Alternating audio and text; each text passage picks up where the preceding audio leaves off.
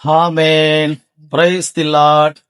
ஆண்டவராகிய இயேசு கிறிஸ்துவின் விலையேற பெற்ற நாமத்தினாலே இந்த வாய்ஸ் ஆஃப் குட் ஷெப்பர்ட் மூலியமாய் உங்களை சந்திப்பதிலே மிக்க மகிழ்ச்சி அடைகிறோம். கர்த்ததாமே உங்கள் யாவரையும் ஆண்டவர் ஆசீர்வதிப்பாராக. வேதத்துல மார்க் எழுதின சுவிசேஷ புஸ்தகம் 5ஆம் அதிகாரம் 25ஆம் வசனத்திலிருந்து 29ஆம் வசனம் வரை வாசிக்கும் போது அங்க ஒரு மிகப்பெரிய ஒரு அற்புத சுகத்தை இயேசு கிறிஸ்து செய்ததை அந்த இடத்துல எழுதப்பட்டிருக்கிறது. அதாவது 12 வருஷ பெரும்பாடுள்ள ஸ்திரீக்கு ஆண்டவர் சோத்திரம் ஒரு அற்புதமா சுகம் கொடுத்த அந்த சம்பவத்தை அந்த அதிகாரத்திலே சோத்திரம் சொல்லப்பட்டிருக்கிறது. பிரியமானவர்களே, உங்க வாழ்க்கையில இயேசு கிறிஸ்து ஒரு அற்புதத்தை செய்ய வேண்டும் என்று சொன்னால், இந்த ஸ்திரீக்கு அற்புதம் பெற்றுக்கொள்வதற்கு 3 காரியம் அவர்கள் செய்தார்கள். நீக்கும் நம்முடைய வாழ்க்கையில ஆண்டவர் உங்களுக்கு அற்புதத்தை செய்ய வேண்டுமானால் இந்த 3 காரியத்தை கடைபிடிங்க. உங்களை ஆண்டவர் ஆசீர்வதிப்பாராக. அது என்ன என்று சொல்லி நம்ம கவனிக்கும் போது அதிலே 26ஆம் வசனம் சொல்லுது, அநேக வைத்தியர்களால் மிகவும் வருத்தப்பட்டு தனக்கு உண்டானவைகள் எல்லாம் செலவழித்தும் சற்றாகிலும் குணமடையாமல் அதிக வருத்தப்படுகிற பொழுது என்று சொல்லப்பட்டிருக்கிறது. பிரியமானவர்களே, தனக்கு உண்டான பணத்தெல்லாம் அந்த ஸ்திரீ செலவு பண்ணாங்களாம் வைத்தியரிடத்திலே, மருத்துவரிடத்திலே. ஆனா சுகமாகவில்லையாம். அப்படியானால் தனக்கு உண்டான பொருளோ பணமோ சொத்தோ சுகமோ நம்முடைய சரீரத்திலேயே ஆத்துமாவில் இருக்கிற வியாதிக்கு சுகத்தை ஆண்டு கொடுக்கவே முடியாது. இயேசு கிறிஸ்து மட்டும்தான் அற்புதமாய் சுகத்தை செய்ய முடியும். கர்த்தர் தாமே ஆசீர்வதிப்பாராக. இந்த இடத்துல தனக்கு உண்டானதெல்லாம் செலவழிச்சாங்க, ஆனா சுகமாகவில்லை என்று சொல்லப்பட்டிருக்கிறது. 2வதாக 27ஆம் வசனம் இயேசுவை குறித்து கேள்விப்பட்டு என்று சொல்லப்பட்டிருக்கிறது. அப்படியானால் இயேசு கிறிஸ்துவை குறித்து அந்த ஸ்திரீ கேள்விப்பட்டார்கள். சோத்திரம். இன்னைக்கு இயேசு கிறிஸ்துவை குறித்து நாம் கேள்விப்பட வேண்டும். அநேகருக்கு வேற விதமா கேள்விப்படுறாங்க. ஆனா இயேசு கிறிஸ்து அவர் உலக ரட்சகர். இயேசு கிறிஸ்து வியாதிலிருந்து சுகம் கொடுக்கிறவர். இயேசு கிறிஸ்து எப்படிப்பட்ட சோத்திரம் மரித்த நிலைமையில் இருந்தாலும் உயிர் பெறச் செய்கிற வல்லமை கொண்டவர்.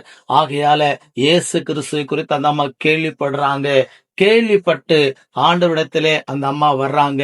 அதனால இயேசு கிறிஸ்துவை குறித்து நீங்கள் கேள்விப்பட்டு சோத்திரம் அவரிடத்தில் வரும்போது கர்த்தர் உங்களை ஆசீர்வதிப்பார். 3வதாக சோத்திரம் அந்த 28ஆம் வசனம் சொல்லுது, ஜனக்கூட்டத்துக்குள்ளே அவருக்கு பின்னாக வந்து என்று சொல்லப்பட்டிருக்கிறது.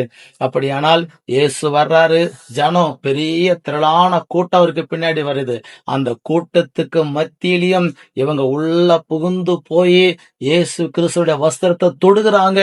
அப்படியானால் எவ்வளவு பெரிய சோத்திர நெருக்கடி வந்தாலும், எவ்வளவு பெரிய இன்னல் வந்தாலும், நீங்கள் இயேசுவை தேடுகிறதுல, இயேசு கிறிஸ்து கிட்ட இருந்து ஒரு விடுதலை சுகம் பெற்று கொள்ளுகிறதுல ஒரு ஆர்வம் உங்களுக்கு தேவை.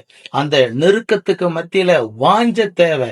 அந்த வாஞ்ச உங்களை விடுதலையாக்கும். வேதம் சொல்லுது, என்னிடத்தில் வாஞ்சியா இருக்கிறபடினால் அவனை விடுவிப்பேன், என் நாமத்தை அறிந்திருக்கிறபடினால் அவனை உயர்ந்த அடைக்கலத்தில் வைப்பேன் என்று சொல்லி ஆண்டவராக இயேசு கிறிஸ்து சொல்லியிருக்கிறார்.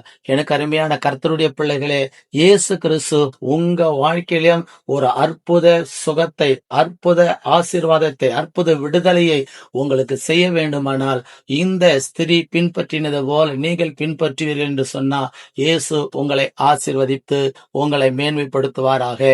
ஆமேன். உங்களுக்காக நான் ஜெபிக்கிறேன். பரிசுத்தமுள்ள நல்ல தெய்வமே, என் ஆண்டவராகி இயேசுவின் விலையேற பெற்ற நாமத்தினாலே இந்த செய்தியை கேட்டு கொண்டிருக்கிற ஆண்டவரே சோத்திர பலவீனமா இருக்கிற, சுகவீனமா இருக்கிற, போராட்டத்துல இருக்கிற ஒவ்வொருவருக்கும் இப்பொழுதே ஒரு தெய்வீக சுகமாக்குகிற வல்லமை இறங்குவதாக என்று சொல்லி நான் ஜெபிக்கிறேன். ஆண்டவரே, எல்லா வியாதிகள் நீங்கி போவதாக, எல்லா மன பாரங்கள் நீங்கி போவதாக, ஒரு தெய்வீக அற்புதம் செய்கிற வல்லமை இப்பொழுதே ஒவ்வொருவருக்குள்ள இறங்கட்டும் என்று நாங்கள் ஸ்தோத்திரிக்க ராஜா. உங்க வல்லமை இல்ல கரத்துல தேவனே தாய்த்தி ஒப்பு கொடுக்க ராஜா. 12 வருட பெரும்பாடுள்ள ஸ்திரீக்கு அற்புத சுகத்தை கொடுத்தீங்களே, அந்த சுகமாக்குற வல்லமை இப்பொழுது இதை கேட்டு கொண்டிருக்கிறவர்கள் மேல இறங்கட்டும் என்று நான் ஸ்தோத்திரிக்கிறேன். ஆசீர்வதியும் காத்துக்கொள்ளும். இயேசுவின் நாமத்தில் கேட்கிறோம் பிதாவே. ஆமேன், ஆமேன், ஆமேன். ஹல்லேலூயா. கர்த்தர் உங்கள் யாவரையும் ஆசீர்வதிப்பாராக. ஆமேன். God bless you. ஆமேன்.